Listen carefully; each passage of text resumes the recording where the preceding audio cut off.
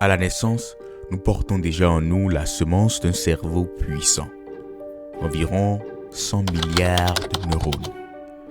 Peu après la naissance, nous entrons dans ce que les neuroscientifiques appellent l'âge de l'explosion neuronale, une phase de développement cérébral fulgurant durant laquelle le cerveau forme des milliards de nouvelles connexions, bien plus qu'il n'en gardera à terme.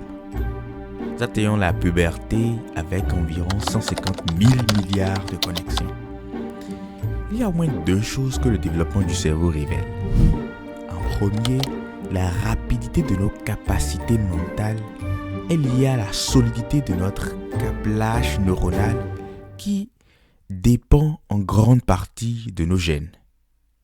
En d'autres termes, nos gènes reçus de nos géniteurs définissent la base brute de nos capacités mentales. Deuxièmement, et probablement le plus important, notre structure mentale n'atteint pas sa pleine maturité avant nos 40, 50, voire 60 ans. Dit autrement, le cerveau continue de se transformer, même s'il est plus à même de le faire pendant nos premières années. C'est-à-dire que la structure du cerveau est plus malléable pendant l'enfance, et cela explique par exemple pourquoi lire des histoires à un enfant avant l'âge de 4 ans améliore drastiquement le QI de 4 à 6 points.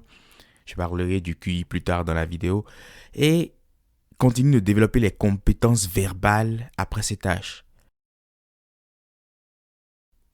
Aussi, administrer des suppléments comme des acides gras aux femmes enceintes, allaitantes ou aux nourrissons augmente le QI d'environ 3,5 à 6,5 points.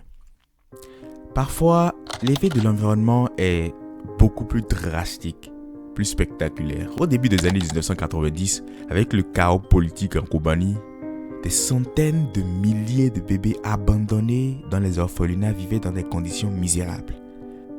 Une étude appelée le projet ERA, English in Romania Adoptee, a suivi ces bébés dont beaucoup avaient souffert de privations extrêmes dès le début de leur vie. Et donc cette étude a suivi leur développement alors qu'ils sont adoptés dans des familles anglaises.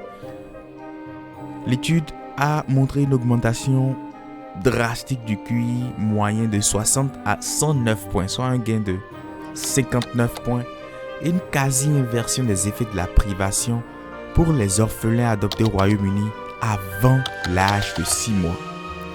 Mais ceux qui sont arrivés après 6 mois en moyenne ont gardé des déficits mentaux, ce qui signifie que même s'ils ont progressé, leurs capacités cognitives n'ont jamais vraiment rattrapé celles des enfants britanniques en moyenne.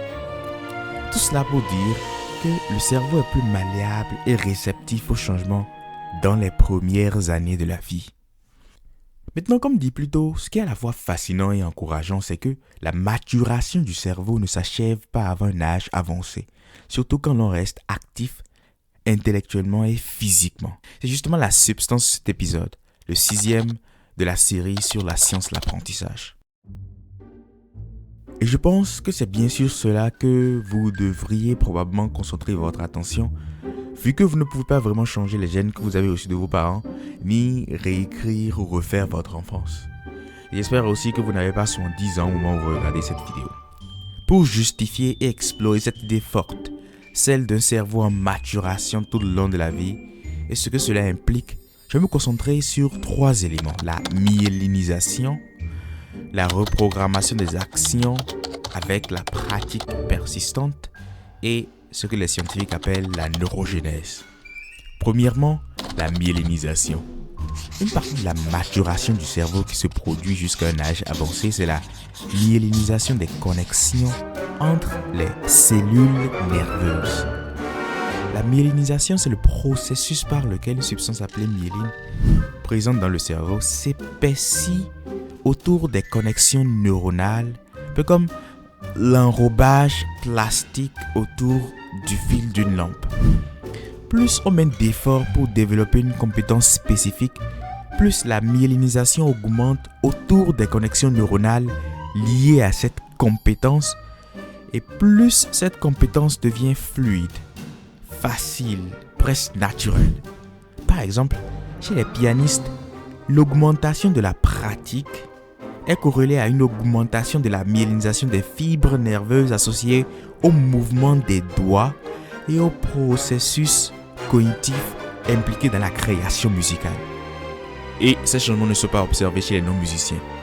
Cela veut dire qu'il y a un véritable changement physique, biologique dans le cerveau en réponse à l'effort, surtout lorsque cet effort est espacé, varié et répété de façon constante dans le temps.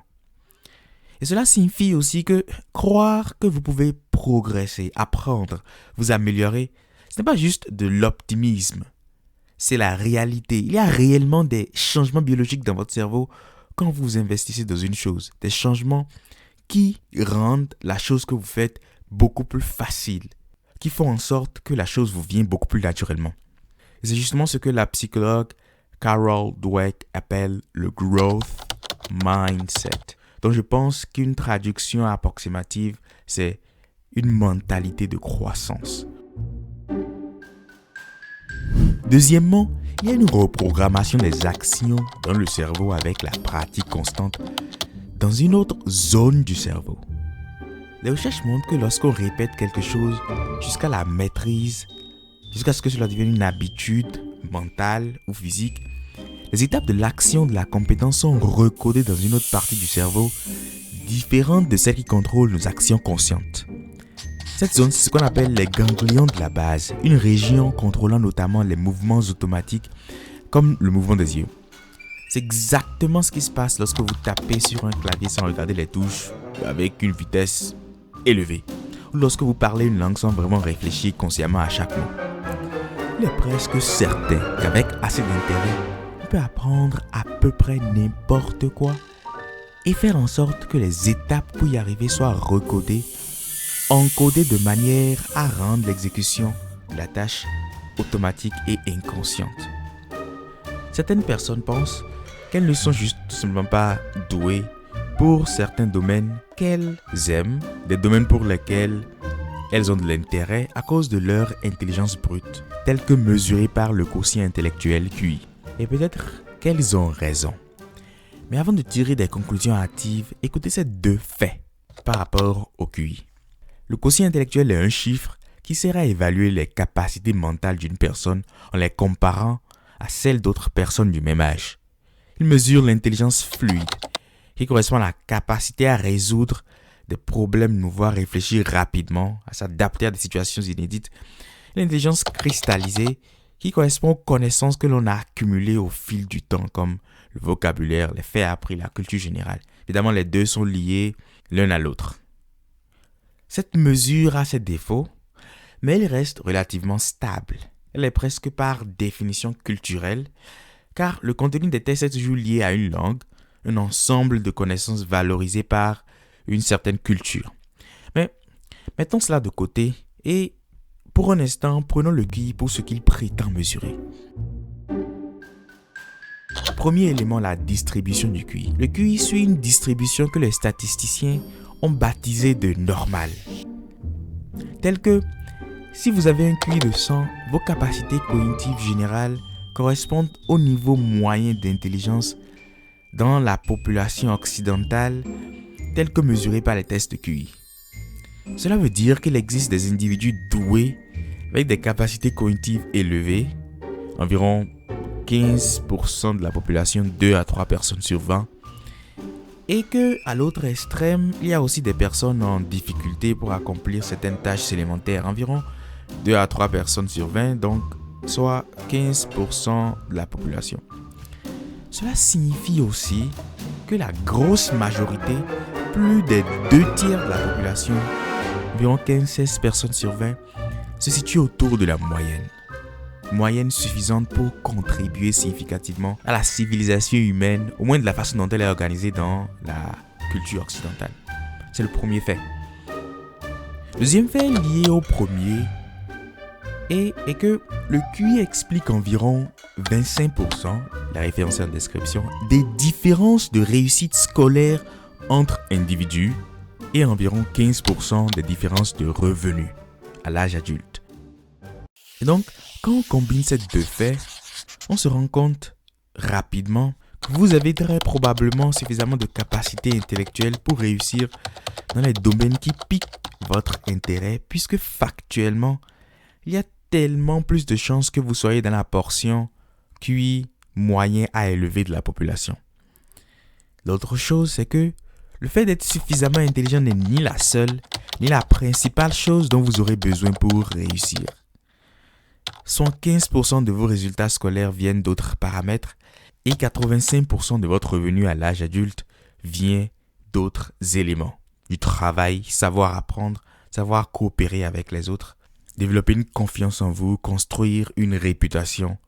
Tellement de choses pour lesquelles vous avez une grande marge de changement qui dépend de vous, de ce que vous faites.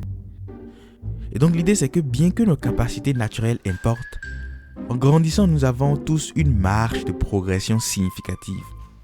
Et pour ce que cela vaut, mes expériences m'ont montré et continuent de me démontrer encore et encore que lorsque je vois un adulte qui semble exceptionnellement doué, cela tient davantage de ce qu'il fait au quotidien que de ce avec quoi il est né.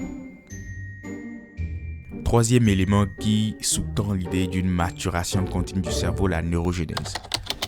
Des recherches récentes ont mis en évidence un phénomène appelé neurogénèse, c'est-à-dire la génération de nouveaux neurones, de nouvelles cellules nerveuses dans l'hippocampe, la zone du cerveau liée à la mémoire pendant l'apprentissage et même parfois avant, dans l'anticipation de certains types d'apprentissage pour certaines personnes. Cela vient renforcer l'idée que le cerveau est malléable et que la capacité de développer vos capacités dépend dans une certaine mesure de vous-même. C'est ainsi que se termine ce 6e épisode. Dans le prochain de la série, j'aborde les méthodes mnémotechniques, des raccourcis mentaux très utiles qui peuvent être combinés avec les approches d'apprentissage que j'ai présentées au fil des 6 épisodes. Vous avez sans doute le sentiment d'avoir bien compris cette vidéo. Mais comment en être certain? Vous pouvez télécharger l'illustration de la vidéo dans la barre de description ainsi que le PDF récapitulatif du contenu. Bye.